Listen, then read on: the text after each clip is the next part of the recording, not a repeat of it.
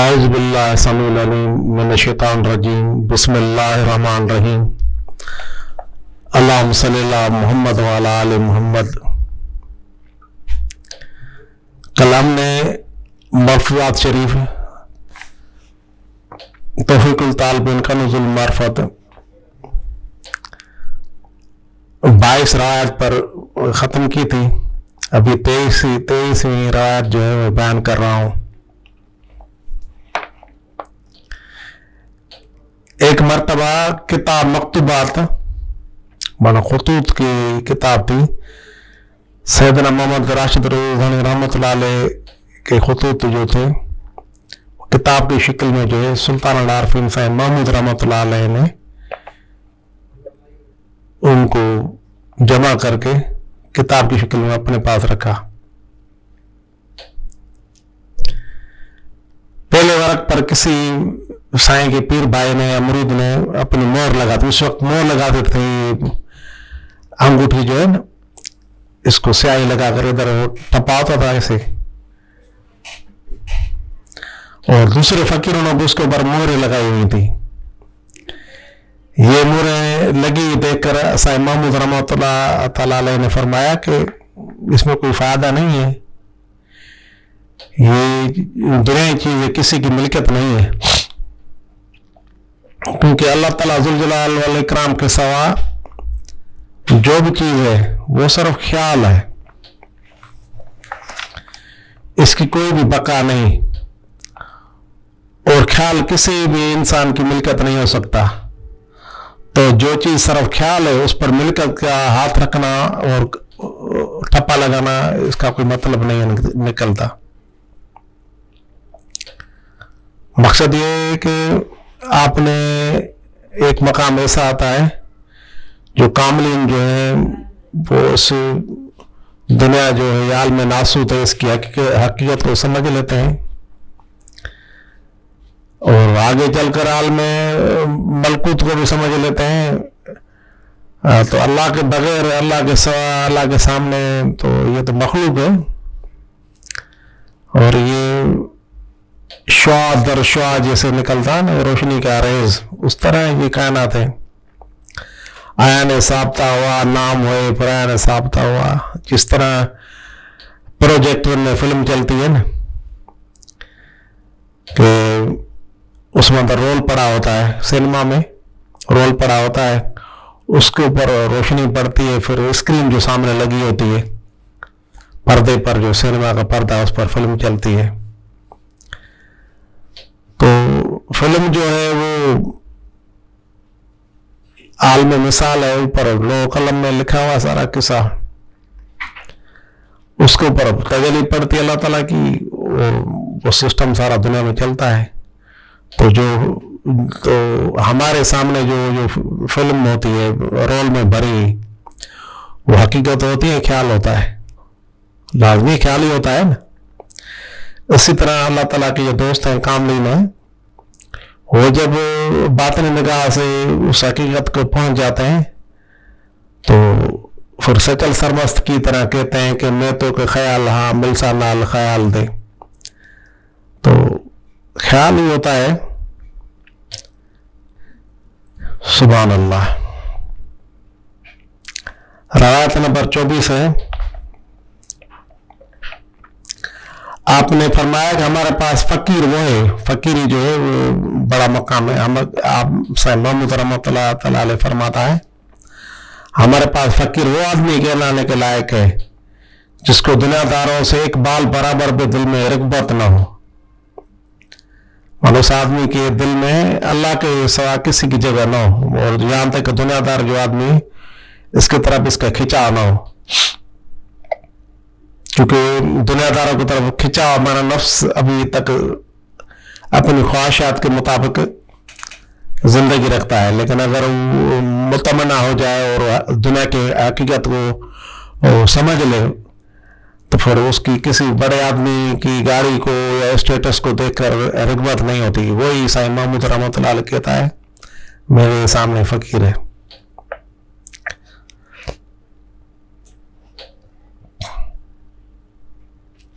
आप फरमाते हैं बल्कि वो फकीर इतना इन दुनियादारों की जमात से बेजार और बेनियाज हो कि जिस तरह इंसान को गंद करता है वाशरूम में जाकर, इससे बेनियाज हो जाता है ना, इस तरह उन दुनियादारों से बेनियाज हो। बल्कि फकीर की शान यह है अल फकीर ला युहताज इल्लल्लाह, यानी फकीर अल्लाह ताला की तरफ भी मोहताज नहीं होता। अब मोहताज न होना का माना यह है कि वो अपनी हर चीज जो है अल्लाह ताला को सौंप देता है और अपनी खुद ही खत्म कर देता है। जिस तरह शाह अब्दुल लतीफ भिटाई रहमतुल्लाह अलैह का एक शेर है, आप फरमाते हैं वाग धनी तो वस आँख का पान वहन, यानी मेरी बाग डोरे मेरे मौला तुम्हारे हाथ में है, मैं खुद तो नहीं चलने वाली चीज। तो इस तरह ये फनायत की किस्म है, ये फनायत की किस्म है।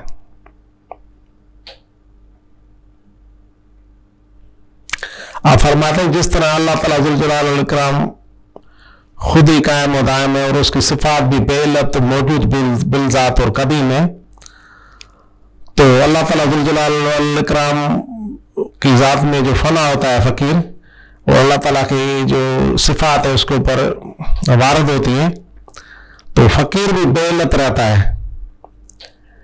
और जिस तरह अल्लाह ताला जुल जलाल वल इकराम अपनी किबराई और बड़ाई के मर्तबे में सारे जहान से बेपरवाह है, तो फकीर में भी इसके असरात आते हैं। जो अल्लाह की जात में फना होता है कामिल, तो मखलूक़ात से वो बेपरवाह हो जाता है। भाई फरमाते हैं जो कामिल माना कामिल औलिया अल्लाह की जो इंसानों के साथ खलक के साथ जो मेल मिलाप रहता है, वो अज़्र शफ़क़त के, किसी ज़रूरत की वजह से नहीं, बना शफ़क़त होती है उनके साथ ये करते हैं, क्योंकि उनको कोई ज़रूरत नहीं कि उनके साथ मिले, क्योंकि कामिलीन का मेल मिलाप खलक को दुनिया की गंदगी से बाहर निकालना होता है। माना खुद कामिलीन जो औलिया अल्लाह, जो इंसान जो उनके मुरीद बनते हैं, उनको दुनिया की जो दुनिया जीफतन तालबन कलाबन, दुनिया मुर्दार है, उसके तालब कुत्ते हैं, हयातीस है, तो उनका मकसद ये है कि दुनिया की गंदगी से उनको निकालते हैं। ये खुद क्यों मिलेंगे बड़े आदमी से, ये आदमियों से क्यों मिलेंगे? वो इसलिए मिलते हैं ये कि शफकत की वजह से हो सकता है कि उससे कोई ऐसा अमल सरजद हो जाए कि उसकी अल्लाह ताला शफात जो क़यामत के दिन उसकी मकबूल हो जाए। इसमें एक दूसरा ख्याल भी है, हज़रत इब्राहिम बिन अदहम जो था ना, साहिब महमूद तो है, ये एक मिसाल है इब्राहिम बिन अदहम की सिंध में, लेकिन इब्राहिम बिन अदहम जो था वो भी हुक्मरान था, बलख था, लेकिन उसका मुकद्दर जो था फकीरी थी और तरक था, तरक दुनिया तालिबुल मौला, तो अल्लाह ताला ने उससे छुड़वाई दुनिया। तो इस तरह काफ़ी ऐसे दरवेश होते हैं जो पैदा तो होते हैं अमीरों के घर में, बादशाहों के घर में, राजा होते हैं, फलां होते हैं, लेकिन क्योंकि रोज़ अज़ल में अल्लाह ताला के तालिबीन की लिस्ट में थे, अल्लाह ताला के मोहब्बीन आशिकीन की लिस्ट में थे, तो उस दुनिया में अल्लाह ताला उनसे अगर कोई उनको पीर साहब मैसर नहीं होता, तो हज़रत खिज़र को अल्लाह ताला काम में लाते हैं, हज़रत ख्वाजा खिज़र, फिर वो उनकी रहनुमाई करता है। लेकिन आते वही हैं, ज़ाहिर पीर पकड़ते हैं, उसके हाथ पर बैत ज़रूरी है। अगर पीर के हाथ पर बैत नहीं करेगा, ऐसे अल्लाह ताला अगर उसके ऊपर मेहरबानी करेगा, जिस तरह मजजूब होते हैं, तो वो फिर किसी को बैत नहीं कर सकता। ऐसे मिसालें हैं, कलंदर होते हैं वो हाथ मिलाकर बैत नहीं करते, वैसे सुबह में लोगों को बिठाते हैं, बैठो अल्लाह का जिक्र करो, सब कुछ करो। बैत करेंगे तो इसमें इतना पावर होता है मजजूब में कि अगले आदमी का दिमाग उड़ा दे या उसको हो सकता है मार दे।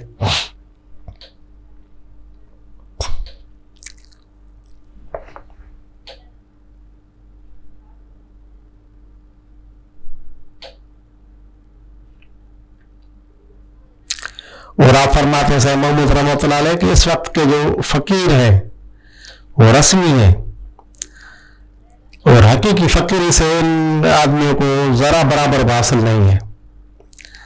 आप फरमाते हैं कि ऐसे जाली दबा पीरों को अगर दुनियादारों के दुबर में, माना खास जगह जहां से पाखाना किया जाता है, दुबर उसको कहते हैं, इस जगह पर जगह मिले तो वो उसमें घुस जाए, यानी कि इतने दुनिया के ये तालब होते हैं, दुनिया जीफतन तालबन कलाबन, दुनिया मुर्दार तालब कुत्ते।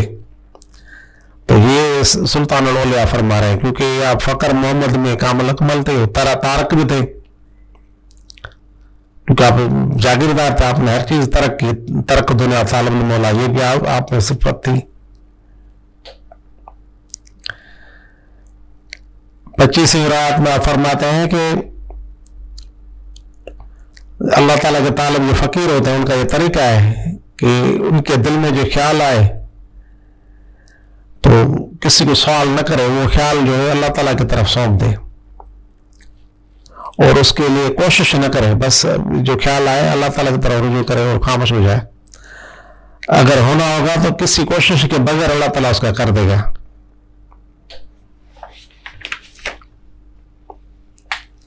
आप फरमाते हैं जो कहलाता फकीर है और कोशिश करता है, उसमें मशगूल हो जाता है, तो वो फकीर नहीं है बल्कि दुनिया का हरीस है और फकीरी के इसम और रस्म से खारिज है। तो ये तो विलायत का तरक दुनिया तालब मौला और फकर मोहम्मद का सिलसिला होता है। बाकी जो औलिया अल्लाह तबलीग करते हैं, क्योंकि साहिब महमूद फकरी के अलावा साहिब इरशाद बुजुर्ग थे ना, इसलिए आप मिलते थे लोगों से ताकि अल्लाह का जो तलब है उनके दिलों में जागे। तो ये सारी चीजें हैं। 26वीं रात में आप फरमाते हैं कि अल्लाह ताला जुल जलाल वल इकराम जिस कदर इस आलम नासूत जो जाम रहते हैं, इससे फकीर के ताल्लुकात छुड़वाता है, पेवंद जो लगा होता है ना इंसान का, दुनिया में नफ्स का लगा होता है, जितना पेवंद दुनिया से तोड़ाता है इतना अपने नजदीक कर लेता है उसको। ये राज है, क्योंकि अल्लाह ताला जिसको चाहता है उससे दुनिया से छुड़वाता है, ये आलम नासूत से। क्योंकि आलम नासूत नफ्स का जान है और मुशक्कत का जान है, यहाँ अरवान तो पर आदमी करे लताफ जगह है, लेकिन इस दुनिया से दिल न लगाए और अल्लाह ताला जिसको ऊपर मेहरबानी करता है, अपने दोस्त में लेता है, तो उससे इस दुनिया की मोहब्बतें इस चीज से अल्लाह ताला उससे छुड़वाता है हर चीज।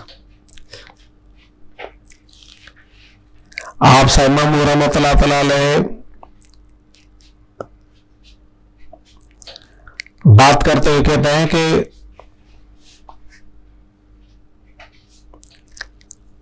एक शहर को आग लगी, लोग अपना अपना सामान लेकर भाग रहे थे। एक दरवेश था, वो मिट्टी के टेले पर खड़ा था, रेगिस्तानी इलाका था, लोगों को देख रहा था। उस दरवेश का नाम है शेख शुबान राही रहमतुल्लाह अलैह। उसके हाथ में लोटा था, दूसरे हाथ में लाठी थी, लोगों को देख रहा था और कह रहा था, मैंने तकरीर कर रहा था कि इंसानों आखिरत का अहवाल भी इस तरह होगा।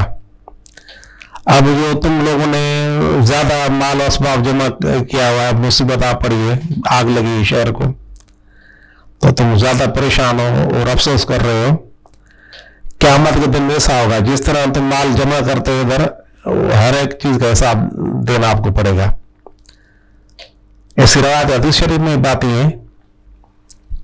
सैयदना अली, सैयदना उमर, सैयदना अबू बकर सिद्दीक से हुजूर ने क़यामत का दिन हिसाब कैसे होगा, पहाड़ी पर खड़े थे उहद की।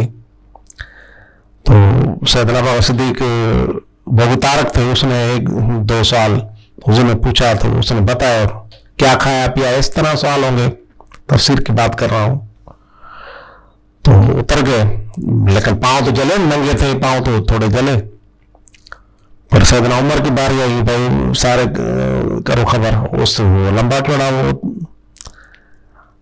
उसका मकाम ऐसा था, उसने खबरें की शुरू, पांव जल रहे थे, खड़ा है।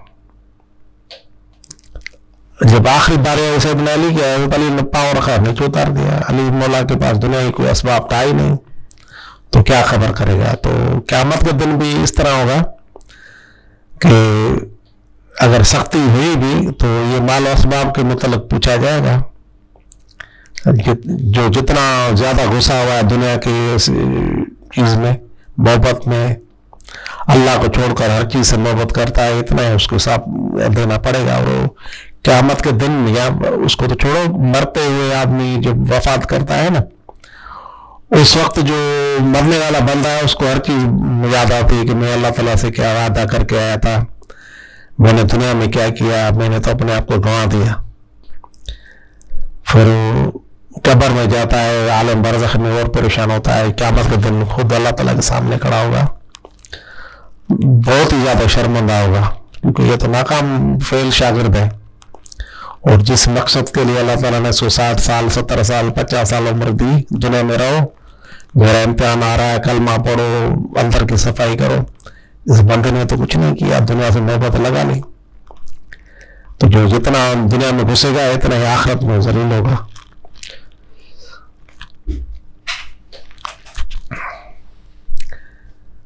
روایت نمبر 27 ہے، آپ فرماتے ہیں کہ عبادت جو ہے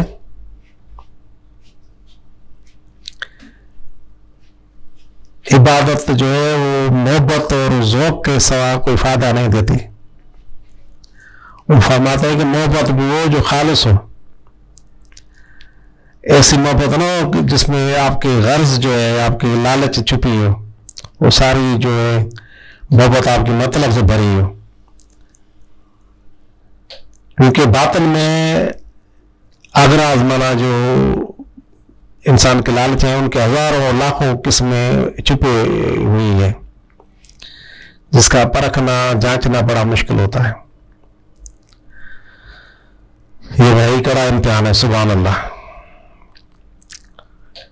سبحان اللہ، بہت سخت امتحان ہوتا ہے اس میں. دنیا کو تو چھوڑ دے، آخرت ہے بھائی، جنت ہے. اور اس طرح تصویر کھینچی یہ جنت کی کہ اس کو کوئی انتہا نہیں ہے. لوگ یہ سمجھتے ہیں کہ اللہ سے بھی افضل جنت ہے، مانا یہاں تک اتنا خیال بیٹھ جاتا ہے ان کو. تو یہ سارے نفس کا قصہ ہے. طالب المولا مذکر، اللہ کا طلب کرنے والا مرد ہے، یہ چیز ہے نا.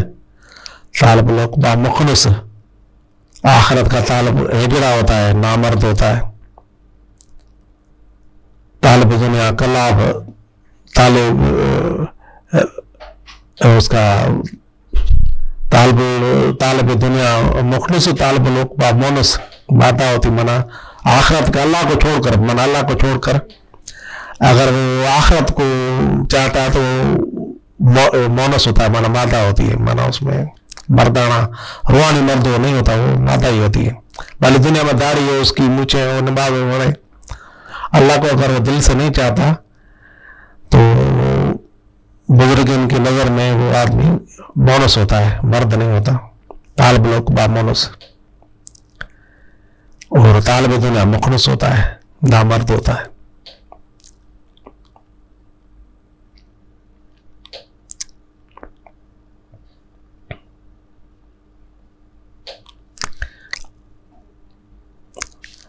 روایت نمبر 28 سے فرماتے ہیں کہ جس کو اللہ تعالیٰ کے سوا کسی بھی چیز سے، خواہ اولاد ہو، بیوی ہو، مال اسباب ہو، مویشی ہو، جو بھی چیز ہو، اسٹیٹس ہو، اس سے اگر وہ محبت کرے گا اللہ کو چھوڑ کر، تو جب اس دنیا سے چلا جائے گا تو اس کو بڑی تکلیف پہنچے گی، کیونکہ وہ تو تھا ہی دنیا کے لیے، نفس تھا. اور بڑا عذاب اس کو آخرت میں ملے گا، کیونکہ اس کا دل تو ادھر رہ گیا نفس کے ساتھ. وہ ادھر تو اس کا خالی ہے، جوتے کھائے گا. 29ویں روایت ہے، 29. آپ فرماتے ہیں جو کسب حلال کرتے ہیں، مانا کہ محنت مزدوری کرتے ہیں، اسے انصاف نہیں کرتے ہیں تو اس کو حرام کر دیتے ہیں. مانا محنت مزدوری کرے، کہیں نوکری کرے، ڈیوٹی پوری نہ کرے، ٹھگی کرے، بےایمانی کرے، چونا لگائے، کسی کو اندھا سمجھے، تو آپ کہتے ہیں وہ اگر اس کو سیلری یہ تنخواہ ملتی ہے تو وہ سمجھو حرام ہی ہوتی ہے. جو اجورا اس کو ملتا ہے، اگر یہ چالاکی کرتا ہے، جس طرح ہمارے آج کل کیا رواج ہے کہ جو بلڈنگ آدمی بناتے ہیں تو جو مستری جو بنانے والے ہوتے ہیں، میسن، اس کو ٹھیکا دیتے ہیں بھائی تم کام کرو. اس کو پتا ہے نا کہ مستری دیہڑی کا 1500 یا 2000 روپये لیتا ہے، اس کو ہم اگر ڈیلی دیں تو 15 دن کا کام جو ہے وہ 1.5 مہینے میں پورا کرے گا۔ اگر اس کو ٹھیکا دیا جائے 15 دن کا، 200 روپये زیادہ اس کو دیے جائیں تو کام خود بخود کر دے گا۔ اب 1.5 مہینہ ہی لیتا ہے 15 دن کا تو حرام ہے۔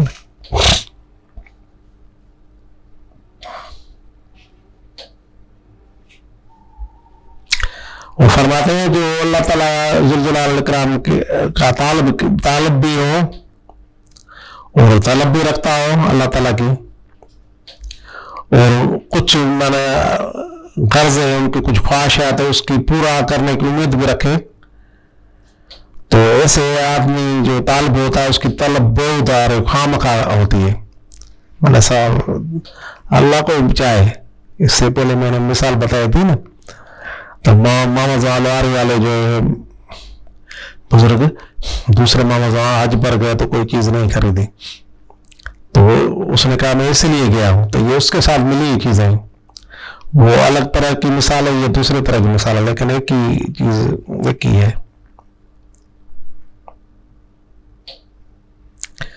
فرمایا کہ دوستو ہمارا دادا جد جو ہے حضرت آدم علیہ السلام، جب جنت میں اللہ تعالیٰ کا ایک فرمان توڑا تو برسوں تک وہ اللہ اسی شرمندگی میں روتا رہا۔ اس کے بعد توبہ جاری کی اور کہا ربنا ظلمنا انفسنا،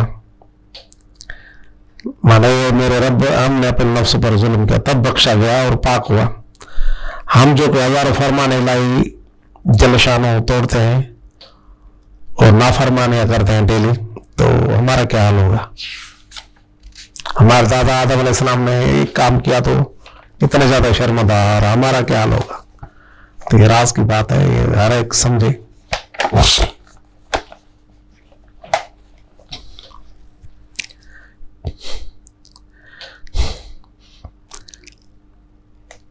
آیت نمبر 31 فرمایا جو کچھ دنیا میں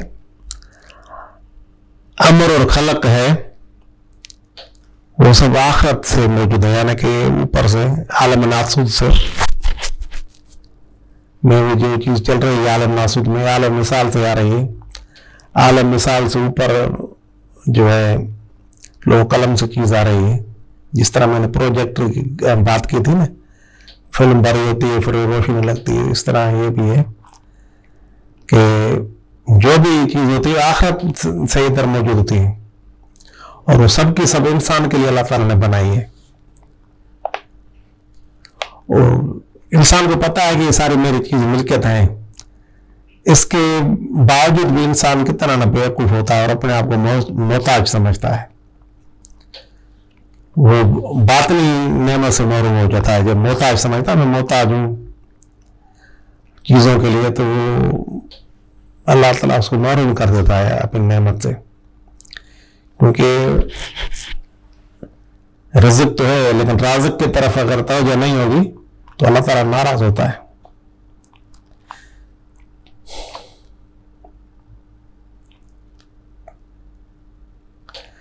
ایک شاعر اس کی شاعری سے محمود رحمۃ اللہ تعالیٰ علیہ دیتا ہے، اس کا ترجمہ ہے اے انسان تو اپنی قیمت کے سبب دونوں جہانوں سے افضل ہو۔ اسماء حسنہ کلہ اس میں پڑھے نا، اسماء حسنہ کلہ جو سورۃ بقرہ میں ہے، لطائف وغیرہ پڑھے تو اس لیے افضل ہے۔ سائیں فرماتے ہیں لیکن کیا کروں تو اپنی قدر نہیں جانتا، مانا اپنی جو ہے اللہ تعالیٰ نے جتنا تم کو محترم کیا ہے وہ چیز اگر جگہ وہ باطنی جو چیز تم کو امانت ملی ہے رب کی، وہ حاصل کرنے کے لیے کوشش کرو گے تو تم افضل ہو، اشرف المخلوقات ہو، ورنہ اسفل ہو۔ آپ فرماتے ہیں اللہ تعالیٰ ذوالجلال والاکرام نے جو پیدا کیا ہے وہ سب انسان کے لیے پیدا کیا ہے، اور انسان کو صرف اپنی یادداشت اور معرفت کے لیے پیدا کیا ہے، اور امر و نہیں کو اس کے نفع نقصان کے سمجھانے کے واسطے بیان کیا ہے۔ بنا امر و نہیں، امر بالمعروف و نہی عن المنکر، تو وہ سمجھانے کے واسطے بھائی چھوٹا بچہ ہے سامنے گڑا ہے گر نہ جائے، بڑھے گا کام ہے نا. تو اللہ تعالیٰ نے انسان کو جب عالم ناسو اس دنیا میں بھیجا ماں کے پیٹ میں باپ کی پیٹھ میں, تو اللہ تعالیٰ ذوالجلال والاکرام سمجھا رہا ہے کہ دین اسلام میں یہ چیز کرو یہ نہ کرو. ظاہر شریعت مترا رہنمائی کرتی ہے اور باطنی جو ہے چیز وہ نظر آتی ہے کہ اس میں کیا فائدہ ہے.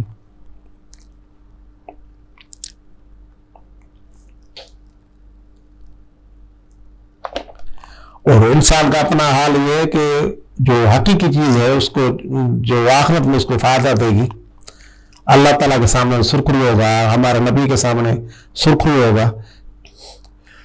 ان چیزوں کو چھوڑ کر وہ نئی والی چیزیں جسے منع کیا گیا ہے اس چیز میں گھس گیا ہے, اس لیے وہ خسارے میں آ گیا اور محتاج بن گیا ہے.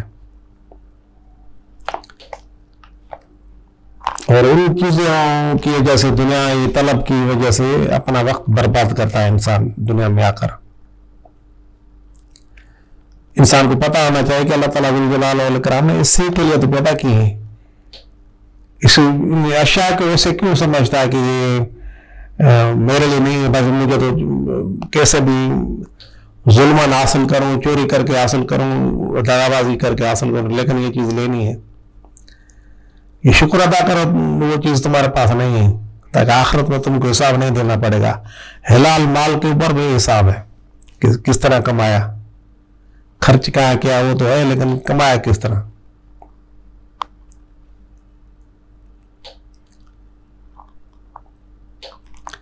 اس لیے بندے کو چاہیے کہ اپنے اصل کی طرف رجوع ہو جائے تاکہ جا کر مقصود کو پہنچے. اصل جو ہے جس چیز کے لیے اللہ تعالیٰ نے اس کو اپنے معرفت کے لیے بھیجا ہے.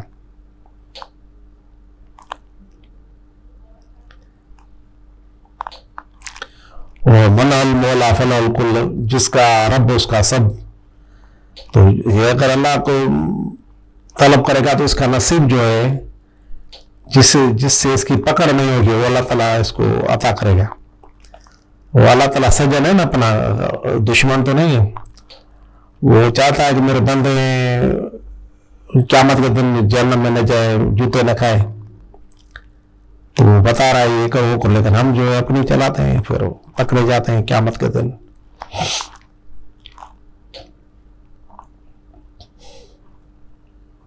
آپ نے اس بات پر مثال بیان کی جو اپنے سائے کے پیچھے دوڑے گا, مانا سایہ انسان کا ہوتا ہے شیڈ, تو ہرگز اس کو پہنچ نہ سکے گا. اور اگر سائے کو پیٹھ دے کر سیدھے راستے پر چلے گا تو خود ہی سایہ اس کے پیچھے دوڑتا ہوا آئے گا. مانا یہ مثال ہے دنیا کی. ہاتھ نکالو گے خود ہی آئے گی, کیونکہ دنیا کو پتا ہے نا کہ یہ بندہ ہے, ابلیس اور دنیا دونوں. ابلیس جو گمراہ کرتا ہے, ابلیس کا ایجنٹ ہم میں بیٹھا ہوا ہے یہ نفس انسان کا. اور دنیا جو ہے وہ عورت حدیث شریف میں آتا ہے قیامت کے دن جو ہے وہ بوڑھی عورت کی طرح اٹھائی جائے گی اور بدصورت ہوگی. تو کون ہے دنیا ہے, جہنم میں لے جاؤ اس کو, حکم ہوگا یہ میرے مولا میرے ساتھ جو محبت کرنے والا تو وہ میرے ساتھی ہیں, وہ پکڑ کر لے جائے گی ان سب کو. تب دنیا کی حقیقت اس آخرت میں ظاہر ہوگی. لیکن افسوس کی بات یہ کہ ہمارا شعور جو اس وقت کا 2022 تک پہنچ چکا ہے انسانوں کا, ہم مذہب سے دور ہیں, اسلام سے اس چیز سے دور ہو گئے ہیں حرام کی وجہ سے. دوسری اہم بات یہ ہے کہ روحانیت سے دور ہو گئے ہیں. کلام چلتے میں دیکھتا ہوں نا, بزرگوں کا کلام گانے والے گاتے ہیں تو وہ نام نہیں لیتا ہمارے پیاروں کا, لیکن وہ جھومتے رہتے ہیں. لیکن جب پولیٹیکل بات کی جائے وہ تو غصہ کرتے ہیں. آپ کو پتا ہونا چاہیے خاص بات کا کہ ہمارا نفس جو ہے وہ راگ و رنگ کا بڑا شوقین ہوتا ہے. جن ہے نا, جن جو ہے میوزک پر اس پر خوش ہوتا ہے. یہ نہ سمجھو کہ میوزک دل کی خوراک ہے, روح کی خوراک. روح کی خوراک اللہ کا ذکر ہوتا ہے. نفس کی خوراک, نفس جو انسان کا ہمارا ہے نا, اس کی خوراک ہوتی ہے. راگ رنگ سنے گا, اس سے سننے سے دل کالا ہوتا ہے اور اس کی خوراک ملتی ہے آگ والی نفس کو, اور ناچتا کودتا ہے بندر کی طرح. اس لیے پرانے زمانے میں کرتے تھے نا، ہندوستان میں شروع ہوا چشتی طریقے میں محفل سما. تو پہلے بزرگ جو تھے وہ نعتیں وغیرہ پڑھتے تھے، وہ پچھلے جو میراثیوں کو لے کر بیٹھ گئے، ڈھول تماشا تاشے بینڈ باجا. یہ تو بینڈ باجے کی منع ہے کیونکہ خوراک ہوتی ہے نفس کی اور دل کو کالا چیز کرتی ہے. ہاں اگر راگ گائے جائے تو پھر اس کا فائدہ ہوتا ہے. اس لیے اسلام میں میوزک کی منع ہے، باقی خاص طور پر دف ہوا نگارہ ہوا تو اس کی منع نہیں، کیونکہ نگارے کی چوٹ جو ہے وہ دل کا دل جو دھڑکتا ہے اس کی طرح ہوتی ہے. تو صاحب جو ذکر ہے اس کی دھڑکن اگر ملا ہے تو اس کا قلب جلدی چلتا ہے. اس لیے بزرگوں نے اس کی منع نہیں کی. ویسے بھی نگارے کی منع نہیں ہے اسلام میں، دف کی اور نگارے کی. ڈھولک کی منع ہے، یہ جو دونوں طرف سے بجایا جاتا ہے.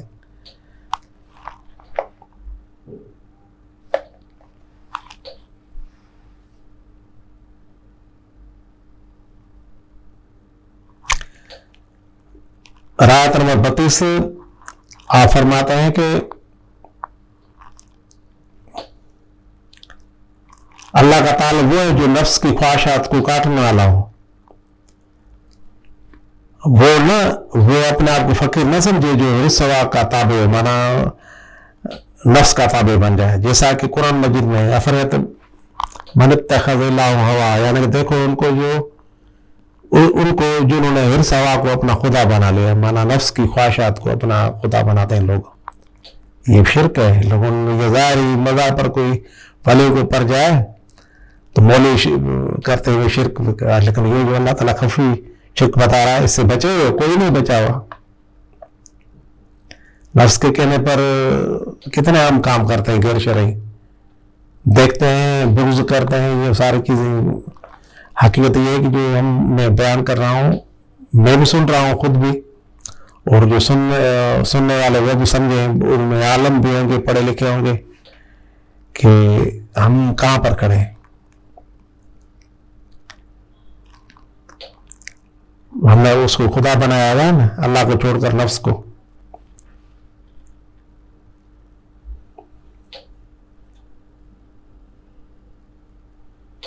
آپ فرماتے ہیں اگر کوئی اللہ تعالیٰ ذوالجلال والاکرام کے امر، اچھائی کے امر اور برائی کی نہیں سے اپنے نفس کو پابند نہیں کرتا، یعنی کہ اللہ تعالیٰ کا امر و نہیں کا اپنے نفس کو پابند نہیں کرتا، وہ شخص ظالم ہے. اور ایسے ظالموں پر اللہ تعالیٰ کہتا ہے لعنت اللہ علی الظالمین. ایسے ہی ظالموں پر جو اللہ تعالیٰ امر و نہیں سمجھتے، بھاگ جاتے ہیں، تو ایسے یہ لوگ اصلی ظالم ہیں. اور یہ قرآن شریف میں چیز آئی ہوئی ہے، آیت جو ہے. آپ فرماتے ہیں ایسے خود پرست نفس پرست آدمی کو کبھی بھی حق پرستی حاصل نہیں ہوگی، کیونکہ ایسے آدمی نے اللہ کے راستے کی طلب کے راستے میں قدم رکھا ہی نہیں ہے، بلکہ گمراہی کے جنگل میں پڑا ہوا ہے. اور ایسے آدمی کا جو نفس ہے، ایسے آدمی کے نفس نے زوری زبردستی جو اللہ تعالیٰ کی طرف سے روح بھیجی گئی ہے اس کو تابع کیا ہے، اس کو مطیع کیا ہے، مانا روح کو اوپر وہ حکم نہیں کرتا. ایسا نفس مانا جن جو شیطان ہے وہ پاکیزہ چیز جو اوپر سے آئی ہے روح، اس کو اوپر حکم نہیں کرتا ہے. اور ہم نے جو لطائف باطنی جو ہے اوپر فرشتے ہیں ان کو اوپر جن کا کنٹرول ہو جاتا ہے. شیطان جو جن پہ مسلمان نہیں ہے، شیطان ہے، اندر کنٹرول کر لیتا ہے. اب یہ ہمارے لوگ کہتے ہیں جہاد اکبر نفس کا ہے نا. یہ آپ نے کیوں کہا تھا کہ ہم چھوٹے جہاد سے بڑے جہاد کی طرف جا رہے ہیں؟ ظاہری تو آپ کو دشمن نظر آئے گا، لیکن باطنی نظر آئے نا. اب باطن میں ہم شیطان پڑا، ہم بندوق لے کر فلاں کو مارنے جا رہے ہیں، جہاد ہے. ہاں جہاد اس کے اوپر ہے کہ وہ اپنے نفس کو مار چکا ہے، پھر وہ جائے.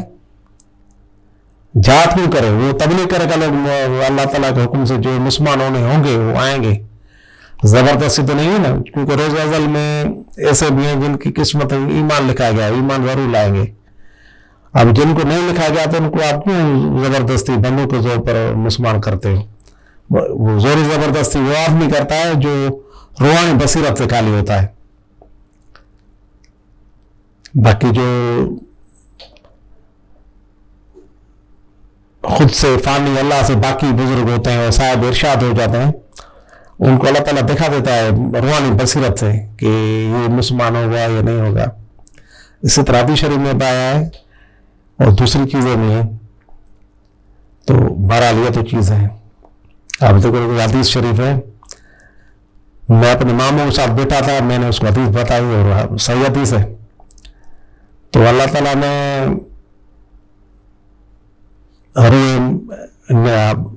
سامنے ان کو ہاتھ سے اٹھا, سیدھے ہاتھ سے.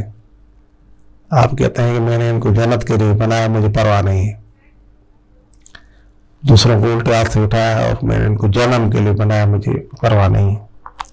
اسی طرح آدم علیہ السلام کی اولاد اس کو دیکھا ہے کہ انبیاء کے علاوہ جو سیدھے ہاتھ والے تھے ان کو دیکھ کر مسکرا رہے تھے کہ میری اولاد نیک ہے. الٹے ہاتھ پر دیکھا تو جہنم میں اولاد رو رہے تھے. تو یہ روایات مسلسل ہے. تو ان کو دیکھ کر علماء کرام جو تبلیغ کے لیے دوڑتے ہیں ان کو دیکھنا چاہیے نا, اس کے آدمی کے مقدر میں بھی ہے نہیں ہے. مانا اس کا مقصد یہ ہوا کہ تبلیغ مولویوں کو اوپر تو نہیں ہے نا, چنڈائے کہ جا کے ناظرہ لوگوں کو پڑھاؤ اور قرآن حدیث ظاہر پڑھا کر ان کو اولیاء اللہ کے حوالے کرو اپنے شاگردوں کو. ایسی بات سے محمود رحمۃ اللہ علیہ اپنی کتاب میں پڑھا تھا. آپ فرماتے ہیں کہ علماء کو چاہیے جس طرح مدرسوں میں 7 8 10 سال لگا کر پڑھ کے آتے ہیں, اس طرح 7 سال ہم مجھے بھی دیں تاکہ میں ان کو باطن کا کھولوں, تاکہ وہ چیز سمجھ سکے. اور پھر وہ جو بھی بات کریں گے عالم بعمل ہوں گے نا, جو شریعت سے باہر نہیں ہوگی. اب دیکھو نا فیصلے ہو رہے ہیں سیدنا عمر فاروق کے وقت میں. فیصلے کون کر رہا ہے؟ سیدنا علی, خلیفۃ المسلمین حضرت علی. عمر فاروق ہے لیکن وہ پکڑ رہا ہے ان فیصلوں کو علی سے. علی سے کے باطن زیادہ روشن تھا نا. یہ چیز سمجھنے والی ہے, یہ کسی کا بغض نہیں ہے. کیونکہ جس طرح انبیاء جو ہیں دوسرے پارے میں اللہ تعالیٰ فرماتا ہے کہ ان میں درجات ہیں, اسی طرح حضور کے جو صحابہ ظاہری ان میں بھی درجات ہیں. اب کافی ایسے صحابی تھے جن کو حضور نے منافقین کا علم دیا تھا. تو جب جنازہ نماز کا وقت ہوتا نا مدینے میں, تو حضرت عمر فاروق صحابی کو دیکھتے وہ آیا نہیں ہے. اگر آیا ہوتا تو آپ شامل ہوتے, اگر نہ آیا ہوتا تو آپ شامل نہ ہوتے.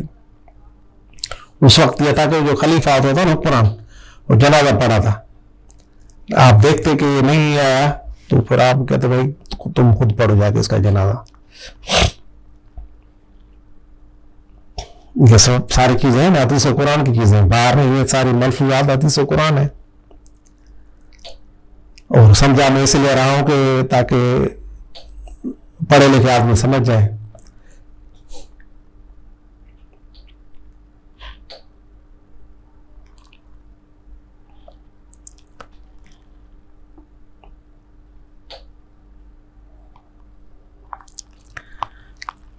رات نمبر 33. ایک دن کوئی شخص گندم کے دانے سائیں محمود رحمۃ اللہ تعالیٰ علیہ کی خدمت میں اس نے پیش کیے. وہ شخص زمیندار تھا, زمین والا تھا.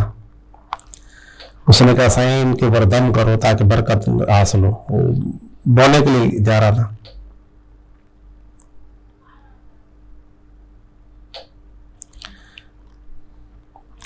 سائیں نے کہا کہ دم کر کے دے رہا ہے, لیکن ان دم کے جو بیج ہیں گندم کے بنا اناج کے, وہ تم ہلال کے اناج میں ڈالنا, کسی شبہ والے اناج میں نہ ملانا. کیونکہ اگر تم کسی شبہ والے میں, جس میں شبہ ہو کہ حرام کا یا غلالم دوسرے کا مال پہ اس میں شامل ہو سکتا ہے, اس میں ڈالو گے تو میرا دم جو ہے وہ بھی ضائع ہوگا اور حلال چیزوں بھی ضائع ہو جائے گی اور میری دعا بھی فائدہ نہیں دے گی. اس بات پر آپ نے مخدوم اسماعیل رحمۃ اللہ علیہ ساکن مکان کھڈی گونی کنارے والے, مانا یہ جو ماتلی والے طرف, تو یہ مخدوم اسماعیل کھڈی والے جو تھے ان کے پاس آپ کے والد صاحب گئے تھے نا شروع میں, جب آپ کے بڑے بھائی میاں زنگی فوت ہو گئے تھے. تو उसको पता चला कि खुदी वाले बुजुर्ग हैं, तो इसने दुआ मंगाई थी साहब महमूद की, माना ऐसे मंगाए थे, मुझे बेटा फोत हो गया, माना मैं बड़ा दुखी हूँ, मेरा वारिस हो। तो उसने कहा कि अल्लाह तुमको इस जंगी से बहुत अच्छा बेटा देगा। तो मैं जंगी फोत हुआ था, उसको सांप ने डसा था, मैंने वो भी शहीद है। तो उसकी बात कर रहा हूँ मैं, इस्माइल खुदी वाला, साकिन खुदी, और एड्रेस लिखी हुई है गोली किनारे वाले का साईं ने मिसाल बयान किया कि मखदूम खुदी वाले फरमाते थे कि रिज़्क़ हिलाल की मिसाल नाबीना जैसी है, रिज़्क़ हिलाल नाबीना होता है, और रिज़्क़ हराम की मिसाल बीने जैसी, मैंने जो देखता है उस जैसी है। तो जब नाबीना जब आंखों वाले के साथ जाएगा तो लाजमी आंखों वाला उसको साथ लेकर जाएगा। तो मिसाल ये उसने बयान की कि रिज़्क़ हिलाल जो है वो अगर चोर के हाथ आ जाए, वो अपनी चोरी के माल में मिला दे तो सारा आराम हो जाता है।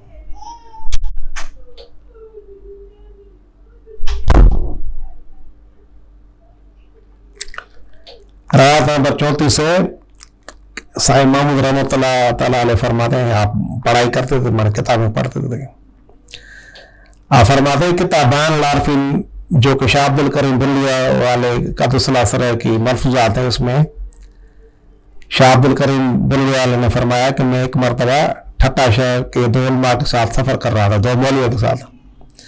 जब दरा के पतन से पर गए तो वहाँ पर एक वाकिफ शख्स मिला, उसने हमारी दावत की। उस शख्स ने क्या किया कि चाल और असली घी जो है, ये मतलब किलो सवा घी लाया और चाल लाया, और उन्होंने कहा सही कि लाया हूँ, ये देगची वगैरह लाया हूँ, पका के खाए वगैरह। वालों ने क्या किया कि घी सारा उंडेल दिया देगचे में। साईं ने शाह करीम देखता है, कहता है कि मैंने देखा भाई ये तो घी है। तो साईं खामोश होकर जा ठहरे तो सो गए कोने में। तो साईं को ढूंढा, फिर नींद से उठाया, हाँ भाई हमारे साथ कहा। साईं ने कहा कि मैं घी वाली चीज नहीं खाता, हकीकत में घी हिलाल हराम नहीं है।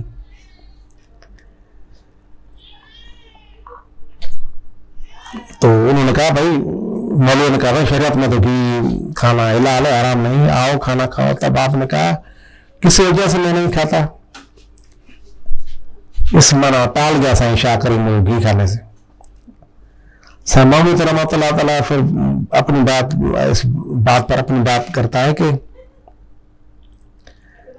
अल्लाह ताला के तालब काफी ऐसे गुजरे जो चिकनाई से परहेज करते थे। जैसे मखदूम इस्माइल खुदी वाले रहमतुल्लाह अलैह का एक मुरीद साहब यकीन सलेमान रहमतुल्लाह अलैह की आदत थी कि घी वाली ग़िज़ा जो है वो सख्त मजबूत करती है, बगैर घी का खाना जो है वो कब्र में आदमी को जल्दी खाक कर देता है। माना बुजुर्ग का ये ख्याल था, मन जिस्म खाक हो जाएगा और खाक पर हिसाब नहीं होता है। जिस्म सलामत रहता है नदियाँ तक, उसके ऊपर हिसाब होती है, हिसाब होता है। अगर वो मिट्टी हो जाए तो हिसाब नहीं। मखदूम इस्माइल खुदी वाले की आदत थी कि वो हरगिज़ घी वाली चीज़ नहीं खाते थे। अगर कोई घी वाला खाना आता तो मजबूरन उसके ऊपर कड़वा तेल, माना जाबे का तेल है, कड़वा तेल और डालते थे, फिर थोड़ा खाते थे। आप हमेशा कड़वा या सरसों का तेल डालकर खाना खाते थे, मगर घी इस्तेमाल नहीं करते थे। फिर साईं महमूद रहमतुल्लाह तआला अलैह ने फरमाया कि इस बात की आज़माइश आज तारीख 9 इस्लामी बुध के दिन महीना जमात सानी 1257 हिजरी में इसका जो है मिसाल मैंने देखा। साईं महमूद कहता है तजुर्बा साईं ने देखा। आपने कहा कि हमारा फकीर दाला बचा है रहमतुल्लाह अलैह, उसने काली चादर सोती काटन की बनी काली चादर पहन रखी थी। इस चादर पर 2 जगह पर रंग चढ़ा हुआ नहीं था। तो मैंने पूछा भाई क्या हुआ, ये रंग से क्यों नरम हो गई चादर? उसने कहा जब मैंने मीरोली को कहा रंग लगाने वाले को भाई इसके ऊपर रंग चढ़ाओ, तो इसके ऊपर चर्बी के 2 टुकड़े लगे हुए थे। تو رنگ تو چڑھ گیا ہر چیز کے اوپر، لیکن چربی کی وجہ سے جو کاٹنے کی بنی چادر سوتی اس کے اوپر رنگ نہیں چڑھا. تو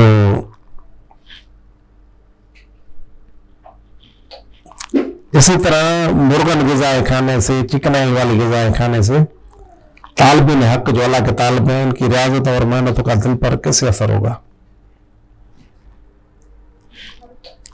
جیسا کہ چکنائی لگا ہوا آئینہ کھاک لگائے بغیر صاف نہیں ہوتا. مانا آئینہ اگر چکنائی لگ جائے، اس وقت یہ میسر ہوتی تھی کھاک، صابن شاید نہیں تھا، جہاں سرف پاؤڈر نہیں ہوں گے نا، تو کھاک لگا مٹی چولہے سے نکال کر تو چکنائی کو ہضم کرتی تھی.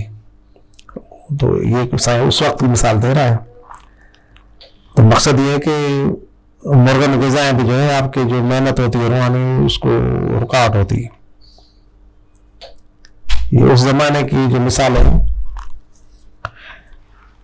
بہرحال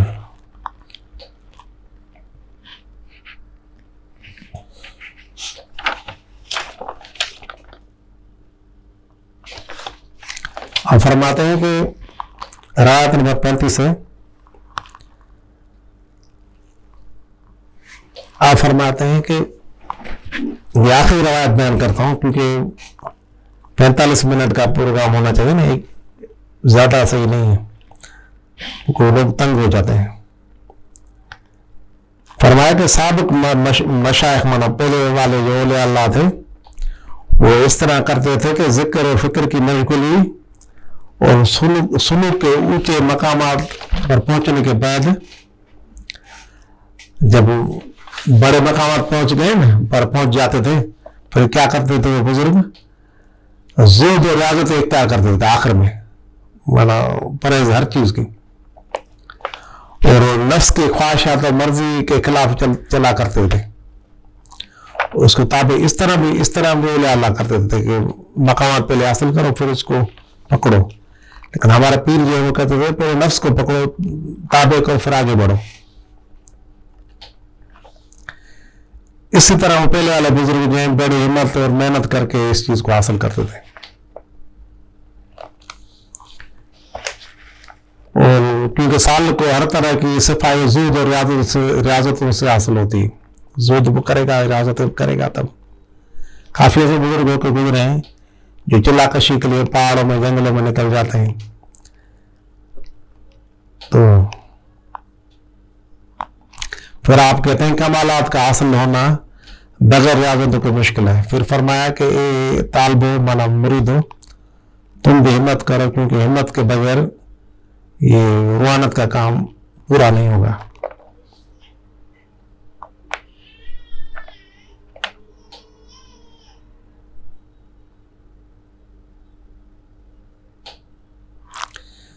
رات نمبر 36 ہے.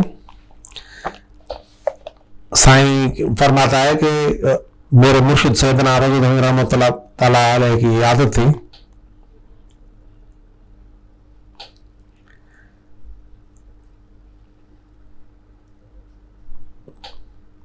سائیں محمود بھی اس کی نقل کرتے تھے کہ یہ فرماتا ہے مرشد سائیں کی عادت تھی کہ اکثر مواقع پر طالبین کو نفس کی مخالفت اور غیر موافقت پر تاکید کرتے تھے. مانا نفس کی مخالفت کرو، اس طرح کرو، اس طرح کرو، اور نفس کی خباثت جو چھپی کمیونٹیوں کے قسم بیان کرتے تھے. مانا جو طالب ہوتے تھے ان کو اور فرماتے تھے، ان کو مانا بیان کرتے تھے نفس اس طرح حرام پائی کرتا ہے. اور فرماتے تھے سائیں محمود کہ نفس کتے کی مثل ہے، نفس کی پلیتی ہرگز نہیں جاتی مگر اس کی عادت بدلائی جاتی ہے. عادت مانا کس طرح ہمارا وا فی اللہ. تو پھر آپ فرماتے تھے کہ اگر کتا دشمن ہے تو اس کے کاٹنے کا ڈر ہوگا، کاٹ نہ لے. اگر وہ کتا آپ کا وفادار ہے، دوست بنتا ہے، تب بھی اگر وہ آپ کو محبت سے کاٹ رہے تو آپ کے کپڑوں کو، جسم کو پلت کر دیتا ہے. مانا نفس ہے ہی ایسا. اگر نفس ہمارا ہے تو ہلاکت بربادی کا خوف ہے. اگر مطمئن ہے پھر بھی آدمی کو بے خوف نہیں ہونا چاہیے کیونکہ وہ جانور ہے نا، وہ اپنے اصل پر جائے گا. आयत नंबर 37 है, आप फरमाते हैं कि दोस्तों हिम्मत करो, मेरा बात नहीं, और हिम्मत यह है कि मौत को खुद पर इख्तियार करो, मुतु कबल अन तमुतु। ये बहुत बड़ी बात है, क्योंकि मरने के बाद साले को कोई चीज रास्ते से नहीं रोकती। साहिब महमूद रहमतुल्लाह तआला अलैह फरमाते हैं कि मौत कुछ भी नहीं, फकत इस्माइल अलैहिस्सलाम की कुर्बानी वाला दुम्बा है। ये देखो ना, बात कर दी साहिब ने राज की,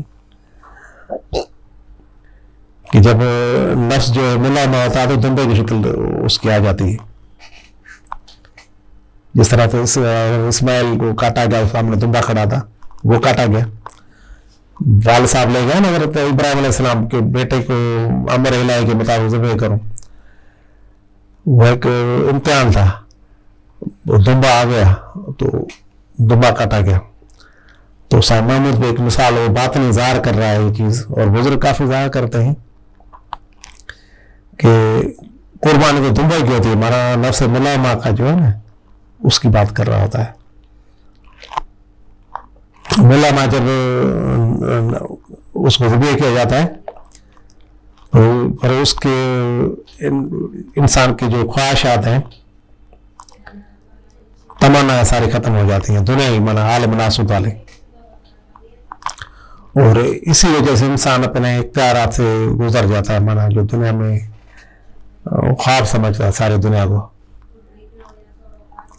तो उसकी मिसाल कुरान पाक में भी है। एक बुजुर्ग है, वो बेचारा बयान करता रहता है मिसालें, चीखता चलाता है, लेकिन लोग महज इसलिए मुखालफत करते हैं भाई उसने अपने पीर को फलां अलकाब से नवाजा। बादी कह रहा है, भाई मेरी स्टडी, मौलवी साहब तुम्हारी स्टडी क्या होगी, मुझे पता नहीं कितनी आलमों की होती है, लेकिन तुम इतने कच्चे होते हो कि तुमको मना किया जाता है भाई गैर फिरके वालों की किताबें न पढ़ो, गैर मज़हब की न पढ़ो, इसलिए कि तुम्हारा ईमान कच्चा होता है। जो पक्के होते हैं वो पढ़ लेते हैं।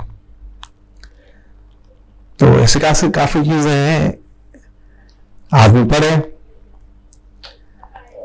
और साईं रज़ी गनी रहमतुल्लाह अलैह का इसम जो था वो भी इसम अल्लाह ज़ाती था, और इसम मोहम्मद उसको मिला हुआ था। वो आले मोहम्मद थे, हुसैन सैयद थे, लकैर सैयद। साईं महमूद के जो पीर है वो लकैर सैयद है।